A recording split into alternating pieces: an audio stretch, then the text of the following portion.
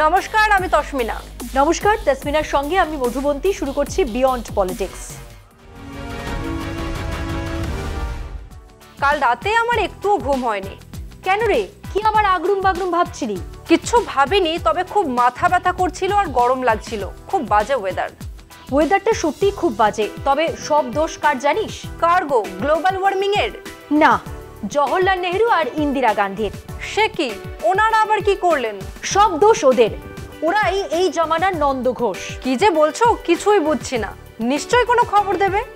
দেব তো। মোদিজি নতুন বাজেট নিয়ে ভাষণ দিয়েছেন দিল্লি ইলেকশনের প্রচারে, আর খবর সেখানেই। কি খবর? তার সঙ্গে ইন্দিরা গান্ধী আর নেহেরুর সম্পর্কই বা কি? সম্পর্ক হলো ওইখানেই।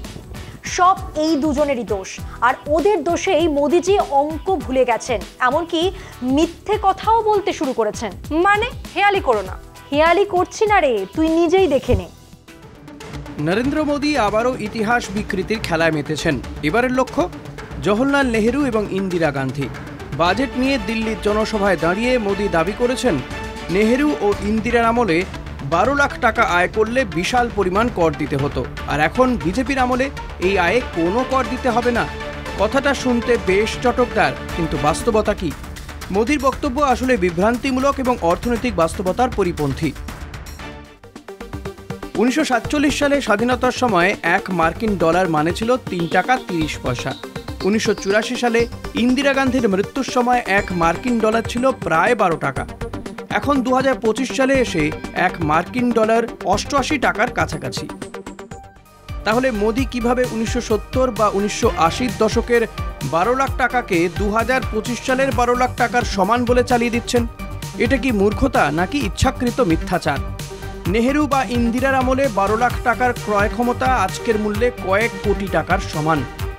তখনকার দিনে 12 লাখ টাকা থাকলে আপনি দেশের সবচেয়ে ধনী ব্যক্তিদের একজন হতেন, আর আজকের দিনে 12 লাখ টাকার বেতন মানে একজন উচ্চ মধ্যবিত্ত কর্মী মাত্র।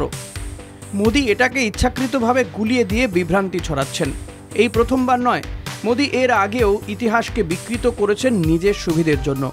যখনই প্রয়োজন পড়েছে তিনি নেহেরু গান্ধী পরিবারকে আক্রমণ করতে ইতিহাসকে বিকৃত করেছেন, ভুল তথ্য ছড়িয়েছেন। এবারের বাজেট বক্তৃতাতেও তিনি সেই একই কাজ করেছেন। প্রকৃতপক্ষে নেহেরুর সময় করের হার ছিল উচ্চ, কিন্তু সেটার কারণ ছিল দেশ সদ্য স্বাধীন হয়েছিল এবং অর্থনৈতিক পরিকাঠামো তৈরি করার জন্য কর ব্যবস্থা শক্ত ছিল। তখন সরকারি ব্যয়ের বিশাল অংশ জনগণের কল্যাণে খরচ করা হতো। বিনামূল্যে শিক্ষা ব্যবস্থা, স্বাস্থ্যসেবা, বড় বড় প্রকল্প।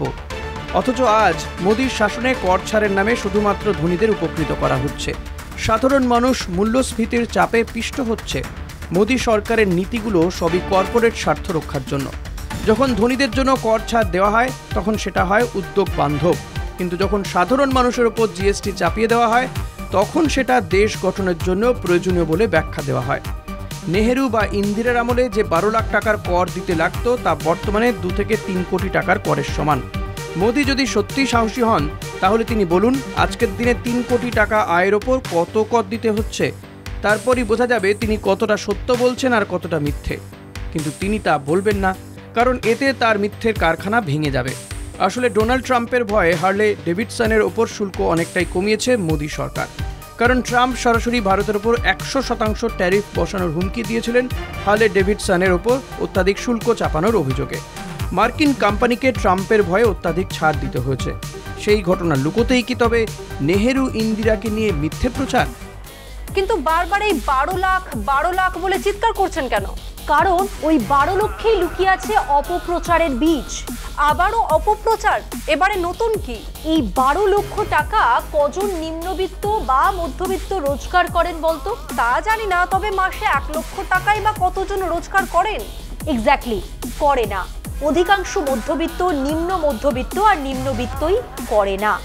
তার উপরে জিনিসপত্রের এত দাম। সেটাই তো। তাহলে 12 লাখ বলে চেঁচাচ্ছে কেন বিজেপি? সত্যিটাকে আড়াল করতে। আরও সত্যি লুকিয়ে আছে? আছে তো, জানিস জীবন বীমা বেচে দিয়েছে মোদী সরকার। সে কি গো? খুলে বলো। নিজেই দেখে নে তুই।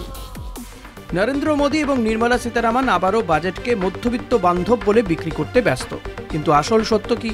এই বাজেট আদতে মধ্যবিত্ত এবং নিম্ন মধ্যবিত্তদের জন্য এক ভয়াবহ দুঃস্বপ্ন।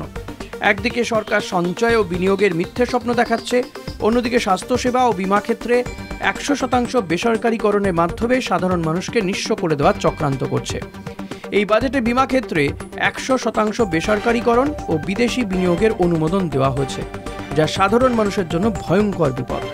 এখন পর্যন্ত সরকারি বিমা সংস্থাগুলি সাধারণ মানুষকে তুলনামূলক কম খরচে স্বাস্থ্য সুরক্ষা দিত, কিন্তু এবার সেটাও পুরোপুরি কর্পোরেটদের হাতে তুলে দেওয়া হচ্ছে। তার মানে বিমার প্রিমিয়াম লাগাম ছাড়া বাড়বে, সাধারণ মানুষ আর সস্তায় স্বাস্থ্য বিমা পাবে না।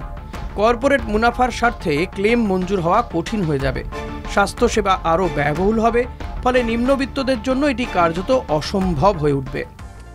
সরকারের এই পদক্ষেপের অর্থ একটাই, গরিব, নিম্ন মধ্যবিত্ত এবং মধ্যবিত্তরা এখন সম্পূর্ণভাবে কর্পোরেটদের দয়ার উপর নির্ভর করবে।